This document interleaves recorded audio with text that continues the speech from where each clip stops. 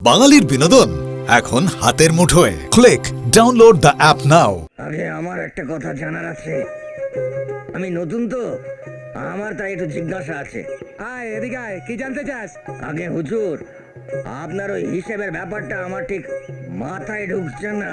তা আপনাদের এই হিসেবের ব্যাপারটা আমাকে যদি একটু ভালো করে বুঝিয়ে দেন তো ভালো হয়।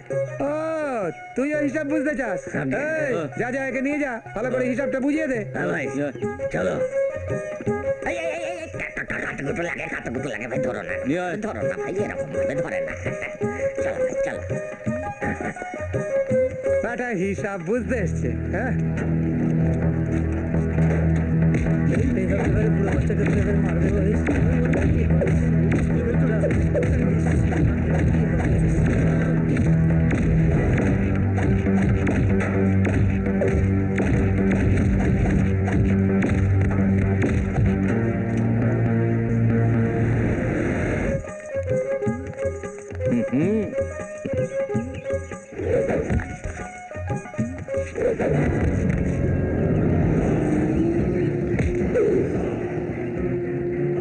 এই গ্রামের সহজ সরল মানুষগুলো সারা বছর পরিশ্রম করে সোনার ফসল ফলায়, আর সেই ফসলের টাকার থেকে তোরা তোলা তুলছিস। হ্যাঁ, যা যা গিয়ে তোদের ওই মালিক সনাতনকে বলবি, ভবিষ্যতে যদি এই গরিব মানুষগুলোর কাছ থেকে তোলা তোলে, তাহলে দিনের আলোয় আমি ওকে পূর্ণিমার চাঁদের আলো দেখিয়ে দেবো।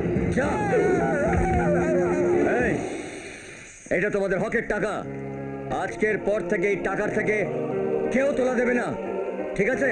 জয় ছোটবাবুর জয়, জয় ছোটবাবুর জয়, জয় ছোটবাবুর জয়। আপনার লোকগুলো মশাই একদম অপদার্থ, অপদার্থ। অর্জুনকে মারবার এত বড় আরেকটা সুযোগ হাতে পেয়েও ছেত্রে হাত ছাড়া করে দিল। কি করব বলুন? অর্জুন যে আমার লোকগুলোকে এইভাবে পেটাবে সেটা আমি ভাবতেও পারিনি। দেখুন, জয় সুজয়কে আমি পদ্মের ছেলে আর সম্পত্তির লোভ দেখিয়ে হাত করে রেখেছি, কিন্তু অর্জুনকে পারিনি।